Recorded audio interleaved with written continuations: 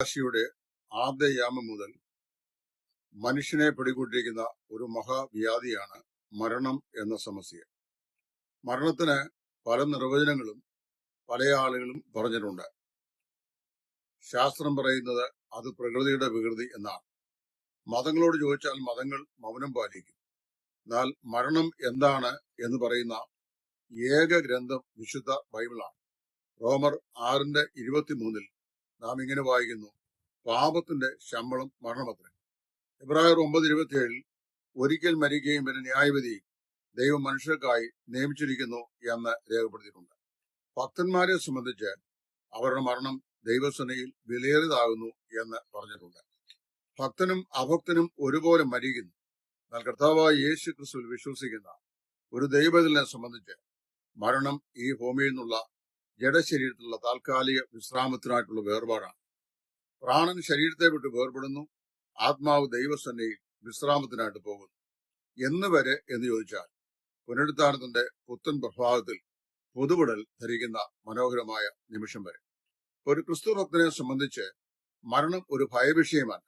കാരണം ഈ ലോക ജീവിതത്തിലെ 70 അല്ലെങ്കിൽ 80 വർഷകാലത്തെ പരിമിതമായ ജീവിതത്തിന് ശേഷം ദൈവം വിശ്രാമത്തിനായി മനുഷ്യന് അനുവദിച്ചിട്ടുള്ള, ഭക്തന്മാർക്ക് അനുവദിച്ചിട്ടുള്ള ഒരു ഇടവേളയാണ് മരണം എന്ന് പറയുന്നത്.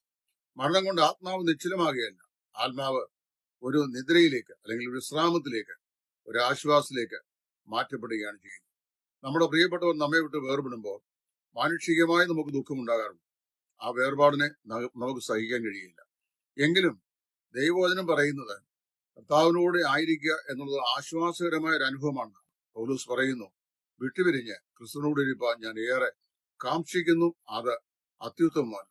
ഈ ഭൂമിയിലെ എല്ലാ പങ്കപ്പാടുകളും കഷ്ടപ്പാടുകളും രോഗങ്ങളും ദുഃഖങ്ങളും സങ്കടങ്ങളും അതിനറുതി വരുത്തിക്കൊണ്ട് പുനരുത്ഥാനത്തിന്റെ പ്രത്യാശയ്ക്കായിട്ട് പ്രാണൻ ശരീരത്തെ വിട്ട് വേർപെടുന്ന പ്രക്രിയയാണ് മരണം. മരിക്കുന്ന ഭക്തന്മാർ കർത്താവിൽ വിശ്രമിക്കുന്നു എന്ന് ദൈവത്തിന്റെ വചനം പറയുന്നു. അവർ ക്രിസ്തുവിൽ നിദ്രകൊള്ളുക എന്ന് പറഞ്ഞാൽ കർത്താവായ യേശു ക്രിസ്തുവിൽ വിശ്രമിക്കുക എന്നാണ് ആ വാക്കിന്റെ അർത്ഥം. അത് എന്ന് വരെ എന്ന് ചോദിച്ചാൽ നമ്മുടെ കർത്താവിന്റെ പ്രത്യക്ഷത വരെ.